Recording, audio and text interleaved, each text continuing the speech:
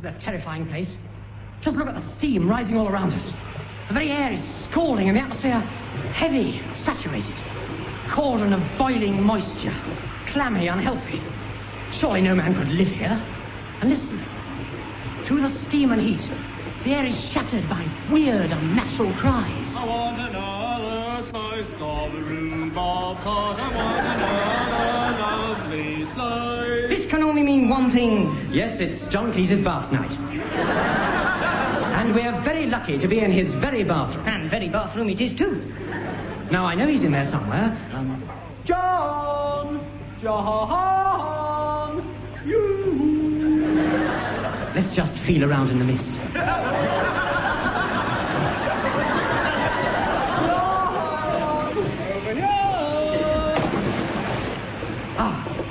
Here he is.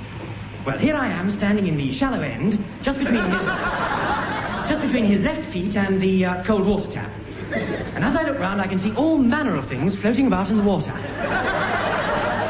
For example, John, what's this extraordinary object I'm lifting up now? That's my big toe. Oh, good. And what's that crawling out onto your right knee over there? That's Bilotti. Skin diving. I think he's found some. I think Tim and Joe are still under there, looking for the soap. What day is it? Friday. Well, they should have been up by now. There's something moving over there by your elbow. Ah, yes. Oh, no. It's just one of the crocodiles. What? They feed on the rubber ducks. My goodness. Oh, it's all right. They're not real live ones. They seem to prefer rubber ducks.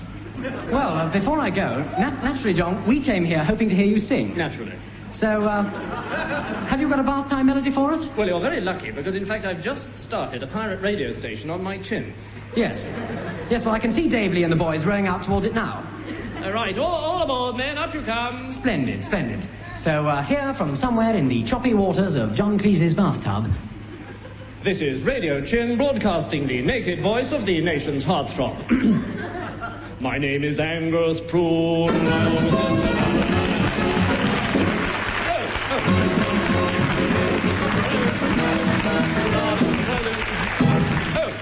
And with the Angus Prune tune, we bring once again to the microphone Tim Brooke Taylor, John Cleese, David Hatch, Joe Kendall and Bilotti.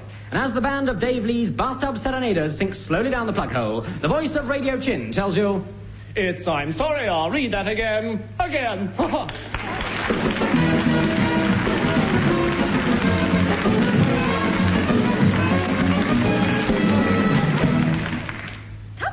Children, we'll start with this room here.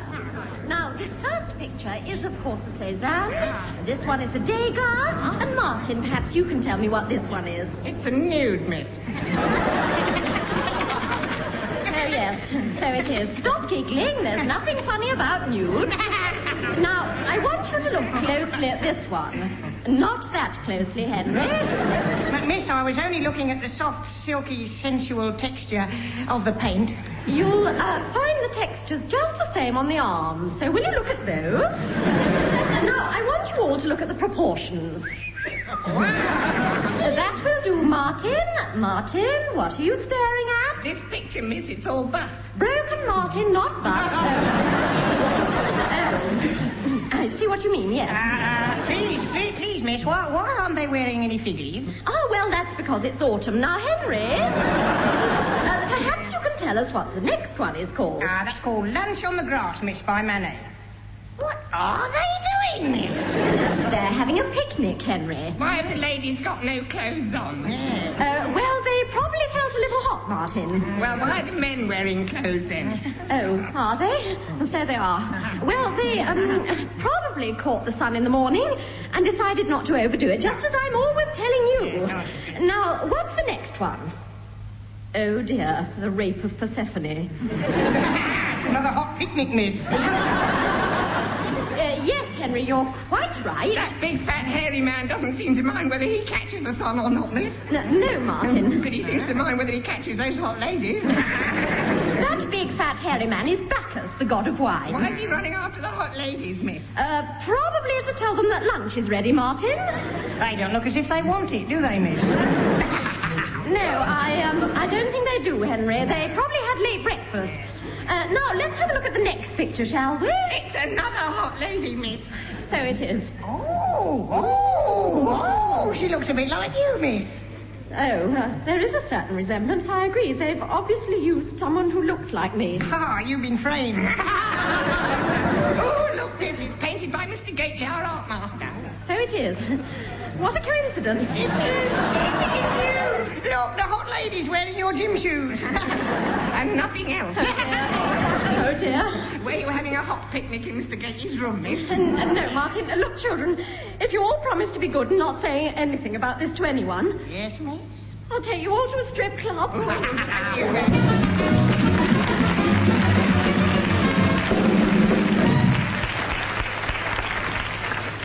Good evening. My guest this evening in the series Interesting Jobs is Mr. Jack Smiley, who is a film actor specializing in military roles, usually in epics. Would you say that was a fair description of your work, Mr. Smiley? No. Well, how would you describe yourself? I am first and foremost a professional soldier. I am a mercenary. Wherever there is a battle, I will fight, and usually for both sides. Must be very interesting. Indeed, yes. It has been my privilege to campaign with some of the greatest generals. For example? Well, it was Genghis Khan, to name but two. Two? Yes, I was in the original and the remake. Believe me, there was a lot of difference. These younger Genghis Khans just haven't got what the old ones have. In fact, we have an amusing little saying among the rank and file, the old Genghis Khan, but the young Genghis Khan. Surprising what one finds funny in the trenches. Yeah. Indeed, yes. And who, with your wide experience, Mr. Smiley, would you consider to be the greatest general of all time? Julius Caesar. Really? Why do you say that? He's a true soldier and a gentleman, even if he is a wop.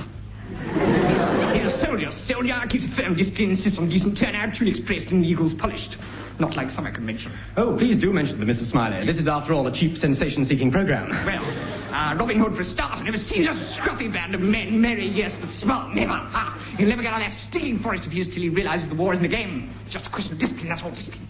Yes, but surely some big battles have been won by ill-disciplined forces. It is true, I was exaggerating. Take Joshua, for example. The man who fit the Battle of Jericho. That's the very fellow. We were just a rebel, and yet with a blow of a few trumpets, the walls came a-tumbling down. Just like that? Just like what? Oh, just like you said. Yeah, you're not taking the mickey, are you? Well, certainly not. Then stiffen it back and get on with the questions, you miserable little man. Well, certainly, yes. Yeah. Is your job well paid, Mr. Smiley? On the whole, yes, except with Caesar, that is. Well, why did you join him then? Why did I enlist in one of his cohorts? Yes. Well, partly for prestige, I suppose, and partly because I thought I might be able to use my Latin. I have a certificate, you know, certificate. And did you use your Latin? Unfortunately not. Caesar himself spoke perfect English, but with an appalling American accent. And the rest of the legionaries could only speak Spanish. Well, that's really too bad. I see you've got a lot of medals there. Yes. Well, perhaps you could tell us what they are. Well, this one, Little Eagle, was given me by Caesar. This, of course, is quite a gear for my help in the French resistance. And what's this one? My RSPCA badge. Before you go, Mrs. Smiley, perhaps you could tell us the name of your last film. Well, let me see. That was a bit of a departure for me. It was called Harlow. Harlow? Surely you mean just Harlow? No, Harlow. Who's your lady friend? It was a musical. I see, yes. Well, that's all from Interesting Jobs. Next week, I shall be talking to Ivan Smokovich, the Russian lady shot put champion. Good night.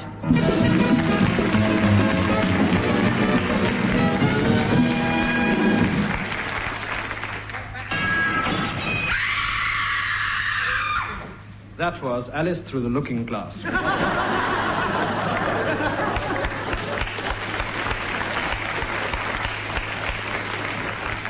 Good night, darling. Good night.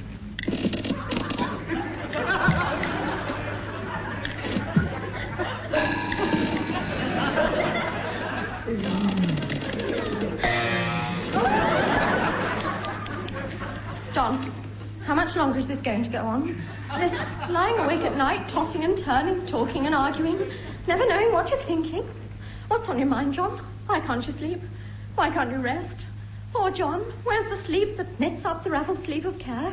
Oh, John, if there's anything I can do or say that will help you rest a little. John, wake up! What is it? Oh, John, can't you see what I'm doing to you? Why are you laughing? I always laugh when you do that to me. Oh, John, talk to me. I'm sorry, I've got things on my mind. I'm tired. I'm worried about the chickweed. It was thoughts of me, I know, but I haven't had much sleep skinning that bison last night. Which bison? Not George. No, Henry. So Henry's dead? Yes. I can't say I'm sorry. He was mean, even for a bison. I'm going to sleep. John, talk to me. Say something. hate me, say I'm ugly. Which? Say I'm ugly. You're ugly. You're only saying that. You don't really mean it. You don't care. You never think about me. Up and down all night, warming the milk, mashing the rusks, all the crying and the bedwetting. Yes, I know. I wouldn't mind if we had a baby. Well, I'm sorry, but I prefer bisons. Good night. John, what's happening to us? I know you know. You know. Yes. John, Yes? what do you know? Well, I could be wrong. You mean about me and Nigel? Oh, I was wrong. I thought it was Rupert. You're right. It is Rupert. I can never remember names. Anyway, I do know about last Friday. Last Friday. Yes. He was in my bed, wasn't he? How did you know? He kept pushing me out. You mean you were there too? You didn't even notice? Well, you've been having your little bit of fun too. I noticed the lipstick on your cheek, and I suppose it was you who took my mascara. I was playing circuses. All right. But I've something else to say. I don't want Mother in the front room any longer. But Mary... It's no good. You've got to bury her. But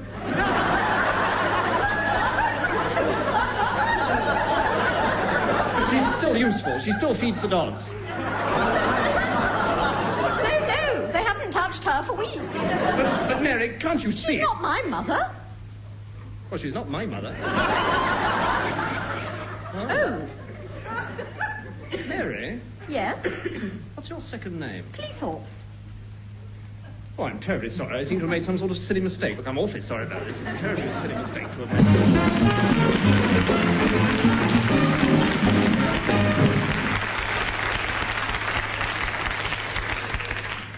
John had great big waterproof boots on. John had a great big waterproof hat. John had a great big waterproof Macintosh, and you can't get kinkier than that.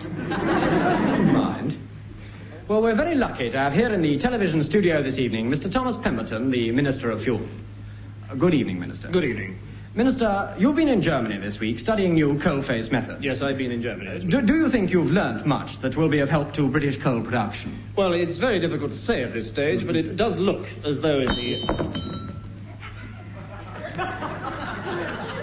Good heavens, my foot's dropped off. I beg your pardon, Minister? My foot's dropped off. Look, there it is under the table. It fell off. Will it screw back on? Of course it won't screw back on. Your foot doesn't screw on, does it? No. Could we have the camera round on the Minister's foot, Keep the bloody camera away from me. I don't want people staring at it. Yes, but Minister, how did it drop off? I don't know. It's never happened before. It just fell off. Oh, there goes the other one. Oh, both my feet are dropped off. Oh, both of them. The Minister's falling to pieces. Why did this have to happen on television? Look, get some sticky tape. Minister, how do you feel about falling to pieces?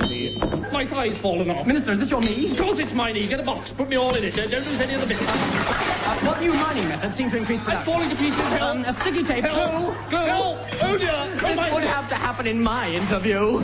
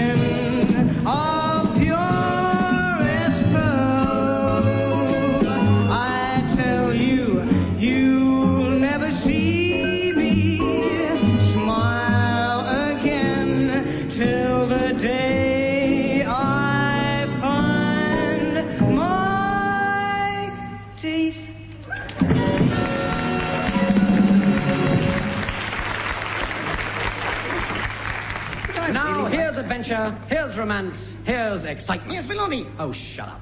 Oh, don't be cross. David, don't mind me. Please don't mind me. Just carry on. Ladies and gentlemen, we present I'll be for ever your... so quiet. I'll be quiet as a mouse. Ladies Quiet and as a gentlemen, mouse. we present for your... There I was, quiet as a mouse. Look, yes. that does it. Listen I'm not to going me. on. It's a waste of time. Oh, go on. You're ever so good. No. I'm your number one fan. No. Say some more. Shan't. I can't, David. Show us your kneecaps.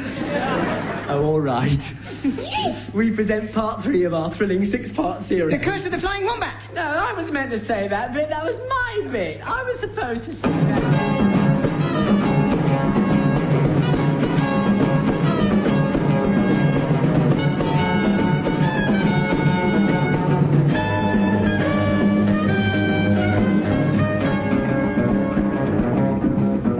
Remember, our hero Tim Brown-Windsor has set sail with the mysterious Captain Otto Cleese in the Flying Wombat in search of the green eye of the little yellow dog, hotly pursued by the mysterious Casey O'Sullivan and Masha Wilkins. Get on with it. No sooner has the mysterious cabin boy, Jim Ladd, revealed himself as none other than Tim's mysterious fiancée, Fiona Rabbit Vacuum, than the Flying Wombat strikes a submerged reef. Is this the end of our intrepid hero? Is this the end of the Flying Wombat? Is this the end? Hello. We struck a reef. The ship's going down. We're sinking, Captain. We're sinking. How extraordinarily interesting. Precisely a similar thing happened to my great-uncle Otto in the English Ocean. Do you know what he did? He made a gigantic rhubarb tart and used it to plug the hole in the vessel. I wish I'd got the recipe with me. But didn't he tell you? No, he went down with the ship. Captain, the water's weak discoverers. What shall we do? Well, stand on a chair or something. Look, we gotta do something, Captain. Give us an order. Well, I'll start with a prune cocktail, and then a lobster ice cream, and then a cherry with a mouse in it. After the meal, it was the work of but a moment for the captain to issue the vital order. Full speed ahead, upwards. The great vessel lashed above the rosing waves, and we were saved. A party of men was sent over the side to repair the damage, and soon the reef was as good as new. Then we patched up the hole in the ship. After it was all over, Fiona and I stood side by side in the taffrail, watching the sunset and collecting yacht numbers. Together, we read Sails in the Sunset. It was a touching moment. Touch. Anyway, that night, 2 men rose silently up to the ship with muffled rollicks. Grief, they're laughing at anything, isn't it? Who would have guessed that they were the mysterious Casey O'Sullivan and his ruthless henchman, Masha Wilkins? We would have guessed that they were the ruthless Casey O'Sullivan and his ruthless henchman, Masha Wilkins. Masha Wilkins.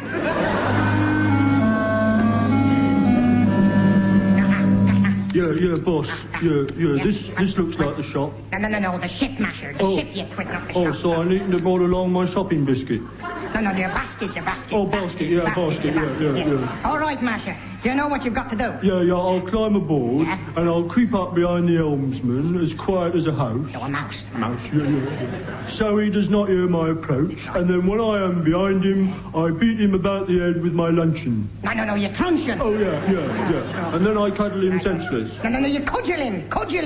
Oh, what a pity. I like cuddling.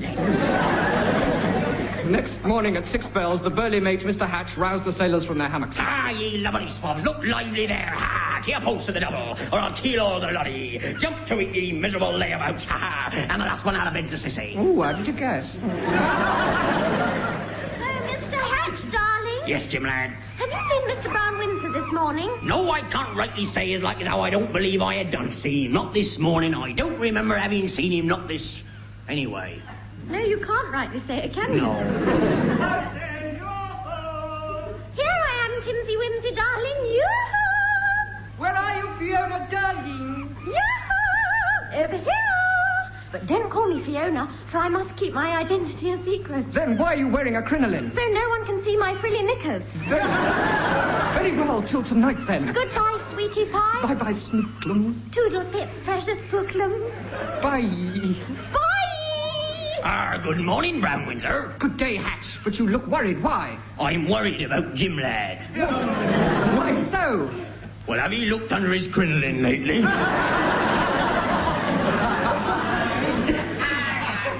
You be terrible bad luck to have a woman aboard. That it be, aye. Terrible bad luck, I tell 'ee. Were you to ask me what it was to have a woman aboard, I'll tell 'ee it was bad luck. Look, that's right, if you catch me. Shut up. Look. Shut up. Don't he pay no mind him, sir. He'd always get like that when his songs don't go too well. But listen, sir, I think we do be in for some trouble. I've been hearing strange noises from down below. Have you taken anything for it? No, sir, I don't think he do catch my drift. Well, I am standing upwind. Sir, I think we do have stowaways on board. Stowaways, but this is serious. I couldn't think of a joke either. Where are they? Down in the scuppers, listen. Life on the ocean wave is the only life for me. Life on the ocean main with rhubarb tart for tea. Quickly, to the scuppers! So it's Mr. Brown Windsor. We meet again. You remember me. K.K. Holt other time. You, Casey O'Sullivan, the man responsible for my ignominious discharge from the Brigade of Guards. The man who forced me to leave the country under a cloud. Disgraced in the eyes of my friends and who blackened the name of my family. It was you who caused me thus to spend my 3 long years abroad in shame and disgrace. No, I used to live next door to you in Peckham. Ah, so you did. I'm the king rat.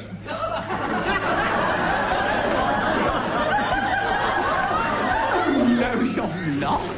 Oh, yes, I am. Oh, no, you're not. Oh, yes, I am. Anyway, it isn't relevant. Oh, yes, it is. Oh, no, it isn't. Oh, sorry.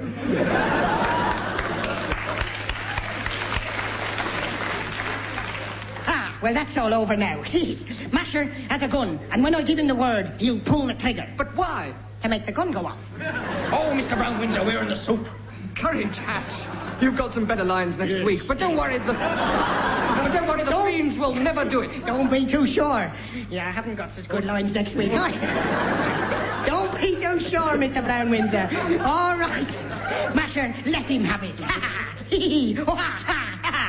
Quick, I'm losing my accent.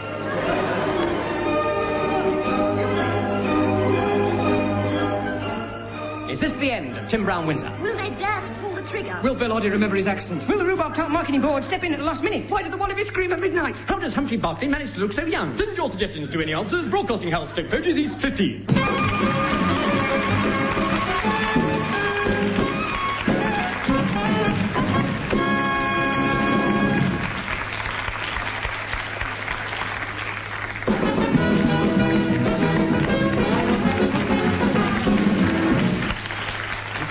Prune Tune brings to the end another edition of I'm Sorry, I'll Read That Again, which was written this week by Tim Brooke Taylor, John Cleese, Graham Garden and Bill Oddie, with Peter Hutchins and Leslie Sellers. The songs were written by Bill Oddie with the musical support of Dave Lee, which was most uplifting.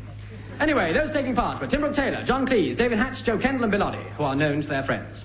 The production was by Humphrey Barclay, who would like to add a few words, but unfortunately he's tied up at the moment. We always keep him tied up during the programme. But fear not, gentle listener. Gentle listener. We'll be setting him free to prepare another edition at the same time next week, which will be introduced, as usual, by the voice of Radio Chin. It's I'm Sorry, I'll Read You Again.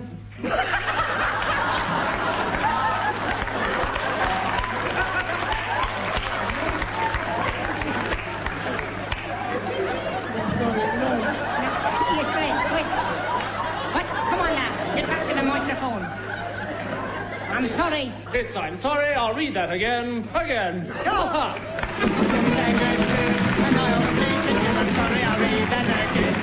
My name is Angus Smith, and I'm